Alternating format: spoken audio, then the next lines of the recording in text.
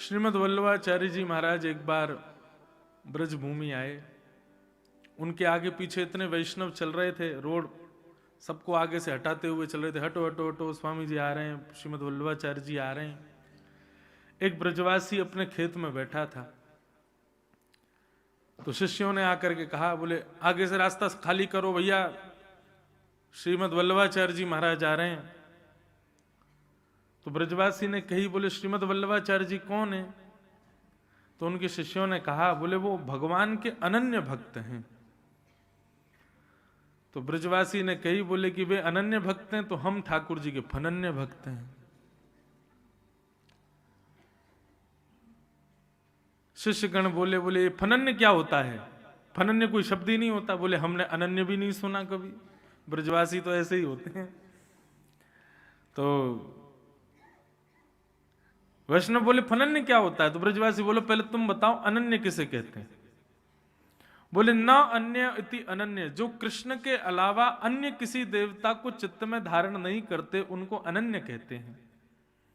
अब तुम बताओ फनन्य किसको कहते हैं?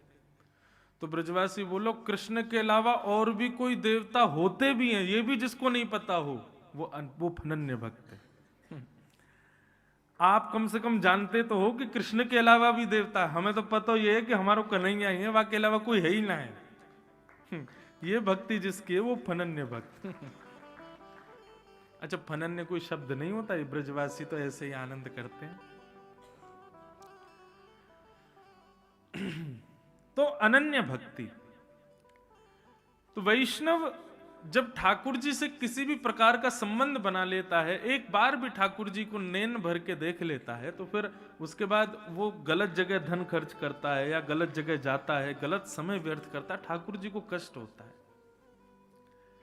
ब्रजवासी सब ठाकुर जी के आने के बाद ठाकुर जी के संग लीला कर रहे हैं, ठाकुर जी उनके संग सहजता से रह रहे हैं, लेकिन उसके बाद भी वे सब देवता इंद्र की पूजा कर रहे हैं।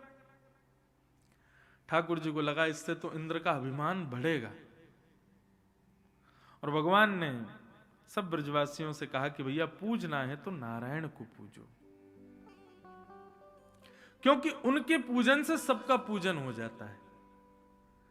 उनमें सब देवता विद्यमान हैं। किसी एक की सेवा करके, निष्ठा करके अन्य देवताओं को नाराज मत करो। नारायण को पूज लो, सबको पूज लोगे। ब्रजवासी सब बोले लाला वर्षंते चली आ रही, हमारी पूजा रुक जाएगी। बोले नहीं रुकेगी, आप चलो, गोवर्धन नाथ के शरणागत है, जाओ, वे आप पे कृपा करेंगे। इंद्र नाराज भयो तो? बोले गिरिराज जी सब मंगल करेंगे।